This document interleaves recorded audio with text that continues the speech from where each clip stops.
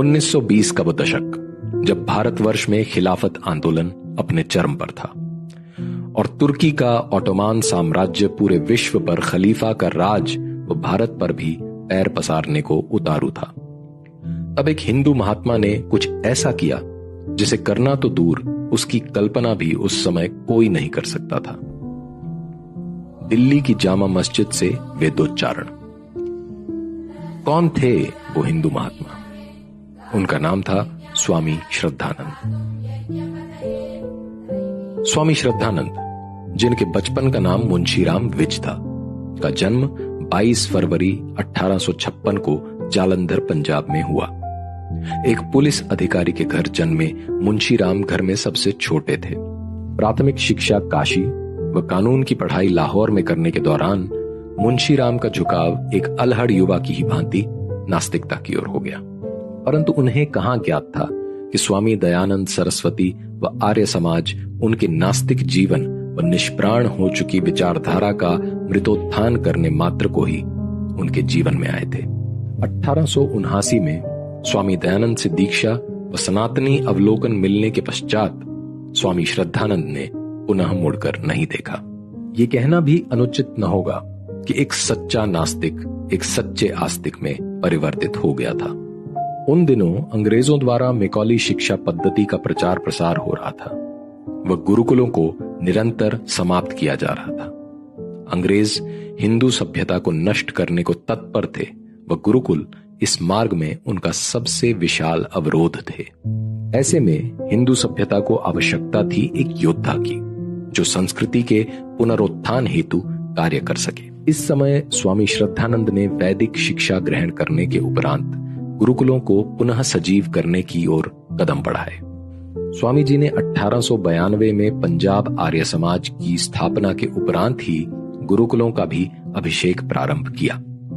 मुंशीराम अब आर्य प्रचारक मुंशीराम बन गए थे और इनकी प्रतिष्ठा पंजाब में इतनी बढ़ गई कि लोग इन्हें प्रधान जी के नाम से भी जानने लगे थे। बहुत कम लोगों को ज्ञात है कि अधीनता के उस समय में आगे चलकर प्रधान जी ने वीर अर्जुन नामक एक समाचार पत्र का राष्ट्रीय स्तर पर प्रकाशन भी किया था। जालंधर में कन्याओं के लिए महाविद्यालय की स्थापना के बाद विभिन्न गुरुकुलों व शिक्षा विद्यालयों की नींव रखी गई। 1902 में हरिद्वार के समीप कांगड़ी में स्वामी जी द्वारा स्थापित गुरुकुल ही आज गुरुकुल कांगड़ी यूनिवर्सिटी के नाम से प्रचलित है। शूद्र व अछूतों को लेकर मोहनदास गांधी से अपने मतभेदों के कारण स्वामी श्रद्धानंद ने कांग्रेस भी छोड़ दी।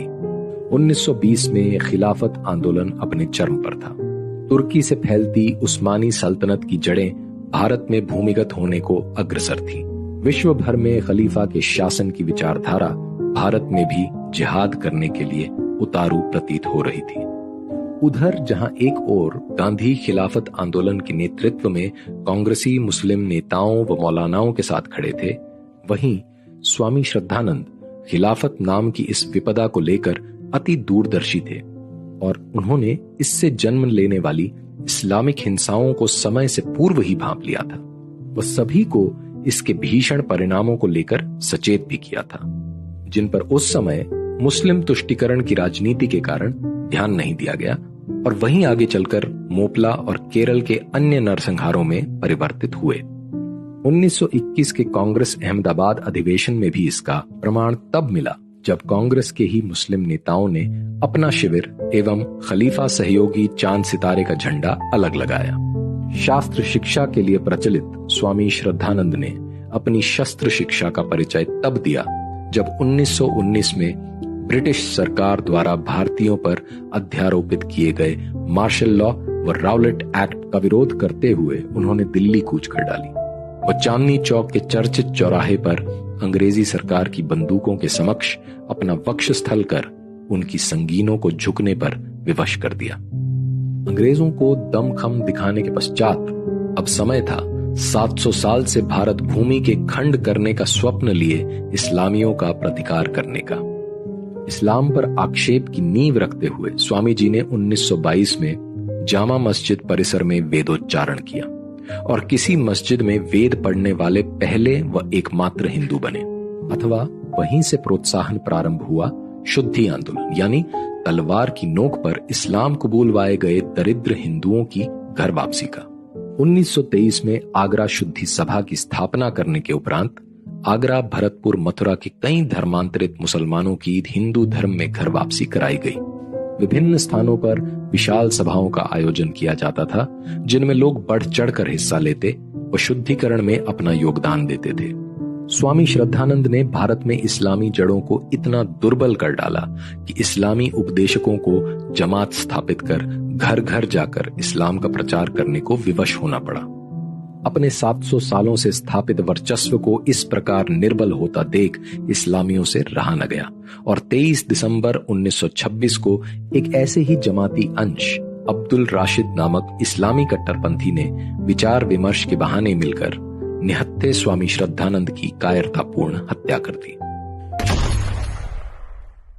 शारीरिक अंत तो 23 दिसंबर को हो गया, परंतु इस महान आत्मा के व्यक्तित्व व विचारधारा का अंत करने की चेष्टा तब की गई जब 25 दिसंबर 1926 को कांग्रेस के गुवाहाटी सेशन में मोहनदास करमचंद गांधी द्वारा अब्दुल राशिद को भाई कहकर संबोधित किया गया। उन्होंने ये भी कहा कि वे अब्दुल राशिद को स्वामी जी की हत्या का दोषी नहीं मानते हैं।